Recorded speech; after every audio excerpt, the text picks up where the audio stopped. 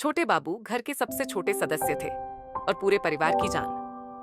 वह अभी तक रेंगते थे, लेकिन चलने की कोशिश में हमेशा गिर जाते। एक दिन छोटे बाबू ने अपने खिलौने वाले खरगोश को मेज पर देखा। वह धीरे धीरे रेंगकर मेज के पास पहुंचे और वहां खड़े होकर खिलौने को पकड़ने की कोशिश की। माँ और पापा पास ही बैठे थे और चुपचाप उन्हें देख रहे थे। छोटे बाबू ने खुद को उठाया और एक छोटा सा कदम बढ़ाया। जैसे ही उन्होंने पहला कदम बढ़ाया, पूरा परिवार खुश होकर तालियां बजाने लगा। छोटे बाबू ने उत्साहित होकर दूसरा कदम बढ़ाया और सीधे मां की गोद में गिर गए। मां ने उन्हें गले लगाया और प्यार से कहा, शाबाश मेरे बेटे। पूरा घर उनकी इस पहली जीत पर खुशियां मना रहा था।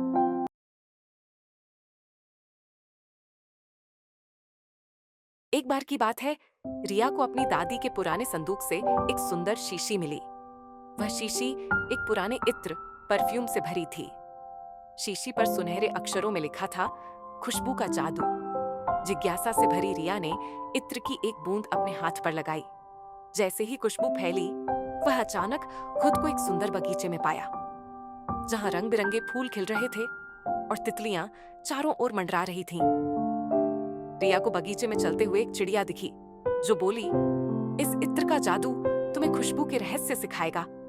हर खुशबू अपने साथ एक याद और एक एहसास लेकर आती है। रिया ने धीरे धीरे महसूस किया कि इत्र की खुशबू उसे उसकी दादी के साथ बिताए हुए बचपन के दिनों की याद दिला रही थी। वह मुस्कुराई और समझ गई कि खुशबू सिर्फ सुगंध नहीं, बल्कि यादों का पुल भी होती है।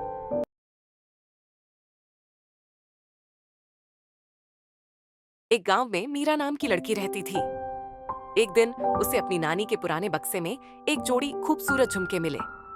झुमके इतने चमकीले थे कि मीरा की आंखें चमक उठीं। मीरा ने झुमके पहने और अचानक उसके चारों ओर एक अलग ही दुनिया बन गई। पेड़ बातें करने लगे, पक्षी गाने लगे और फूल उसके लिए झुकने लगे। वह हैरान होकर बोली, ये क्या हो रहा है? तभी एक पेड़ ने कहा, ये झुमके जादुई हैं। वे केवल वही दिखाते हैं जो तुम्हारे दिल में है। अब मीरा ने सीखा कि खुशी भीतर से आती है। उसने झुमके उतारे और दुनिया को वैसे ही खूबसूरत देखा जैसे झुमकों के साथ। सच्ची खुशी और सुंदरता हमारे दिल से शुरू होती है।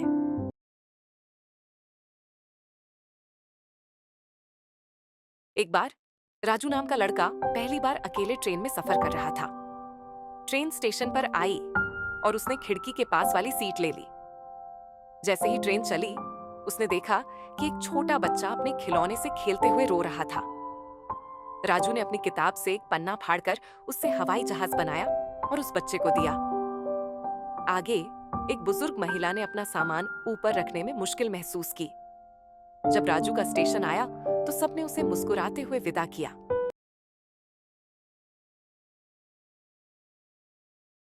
गांव के पास एक पहाड़ी थी, जहां रोज एक चरवाहा लड़का अर्जुन अपनी बकरियों को चराने जाता था। अर्जुन को बांसुरी बजाने का बहुत शौक था। एक दिन उसे जंगल में एक पुरानी लेकिन सुंदर बांसुरी मिली। अर्जुन ने बांसुरी को साफ किया और बजाना शुरू किया। उसकी धुन इतनी मधुर थी कि जंगल के सभी जानवर उसके पास आ गए। अगले दिन गांव में अकाल की वजह से सब परेशान थे। अर्जुन ने सोचा कि बांसुरी की मदद से कुछ किया जाए। उसने बांसुरी बजाई और अचानक गांव के चारों ओर बादल घिर आए। थोड़ी ही देर में बारिश होने लगी। उस दिन अर्जुन ने सीखा कि किसी भी चीज का सही उपयोग सबसे बड़ी शक्ति है। अपनी प्रतिभा और साधनों का उपयोग हमेशा अच्छे कामों के लिए करना चाहिए।